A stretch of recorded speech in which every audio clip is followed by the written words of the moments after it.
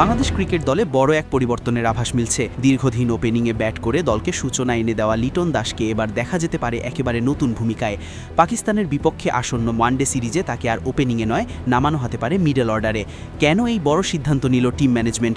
লিটনের মতো একজন প্রতিষ্ঠিত ওপেনারকে হঠাৎ নিচে নামানোর পেছনে কী কৌশল লুকিয়ে আছে? আর এই পরিবর্তন কি বাংলাদেশের ব্যাটিং লাইন আপে নতুন শক্তি যোগ করবে? চলুন জেনে নেই বিস্তারিত।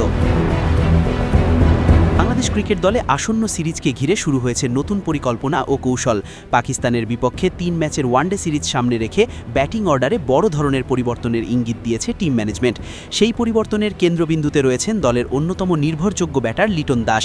দীর্ঘদিন ধরে ওয়ানডে ক্রিকেটে ওপেনিংয়ে ব্যাট করে আসা লিটনকে এবার মিডল অর্ডারে নামানোর সিদ্ধান্ত নিয়েছে বাংলাদেশ দল। বিষয়টি নিশ্চিত করেছেন জাতীয় দলের সিনিয়র সহকারী কোচ মোহাম্মদ সালাহুদ্দিন। সালাহুদ্দিনের মতে ক্রিকেটে দলই সবার আগে, তাই দলের প্রয়োজনের কথা মাথায় রেখেই লিটনকে নতুন দায়িত্ব দেওয়ার পরিকল্পনা করা হয়েছে। যদিও লিটনের ওয়ানডে ক্যারিয়ারের 5টি সেঞ্চুরির সবকটিই এসেছে ওপেনিং পজিশন থেকে, তবুও টিম ম্যানেজমেন্ট মনে করছে তিনি মিডল অর্ডারেও সফল হতে পারবেন।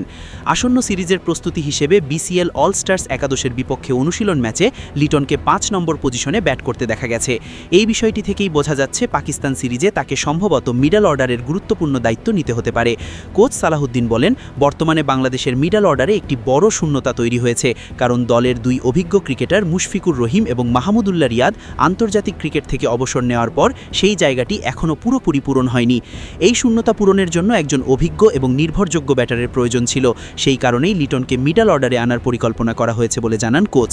তিনি আরও বলেন, টেস্ট ক্রিকেটে লিটন নিয়মিতভাবে 6 নম্বরে ব্যাট করেন এবং সেখানে তিনি বেশ ভালো পারফরমেন্সও করেছেন, ফলে মিডল অর্ডারে খেলার অভিজ্ঞতা তার একেবারে নতুন নয়। কোচের মতে লিটনের টেস্ট রেকর্ড দেখলেই বোঝা যায় তিনি বিভিন্ন পরিস্থিতিতে ব্যাট করতে পারেন। কখনো 5 নম্বর, আবার কখনো 6 নম্বরে নেমে দলকে কঠিন অবস্থায় সামাল দেওয়ার অভিজ্ঞতা তার রয়েছে। গত বছরের জুলাই মাস থেকে লিটন বাংলাদেশের ওয়ানডে পরিকল্পনার বাইরে ছিলেন। এই সময়ে তিনি মাত্র 3টি লিস্ট এ ম্যাচ খেলেছেন, যেগুলো ছিল সদ্য শেষ হওয়া বিসিএল ওয়ানডে টুর্নামেন্টে। তবে সীমিত ওভারের অন্য ফরম্যাটে তিনি বেশ সক্রিয় ছিলেন। এই সময়ে তিনি 30টি স্বীকৃত টি20 ম্যাচে অংশ নিয়ে প্রায় 25.77 গড়ে 696 রান করেছেন। তার স্ট্রাইক রেট ছিল 130-এর বেশি এবং তিনি 5টি অর্ধশতকও করেছেন। তাই নতুন ভূমিকায় তাকে সুযোগ দিলে দলের জন্য তা ইতিবাচক হতে পারে। তিনি আরও স্মরণ করিয়ে দেন, 2019 ক্রিকেট ওয়ার্ল্ড কাপেও লিটন একাধিকবার মিডল অর্ডারে ব্যাট করেছিলেন। বিশেষ করে ওয়েস্ট ইন্ডিজের বিপক্ষে 6 নম্বরে নেমে প্রায় 90 রানের একটি গুরুত্বপূর্ণ ইনিংস খেলেছিলেন। সব মিলিয়ে বাংলাদেশের টিম ম্যানেজমেন্ট মনে করছে লিটনের অভিজ্ঞতা ও দক্ষতা মিডল অর্ডারে দলের ভারসাম্য বাড়াতে সাহায্য করবে।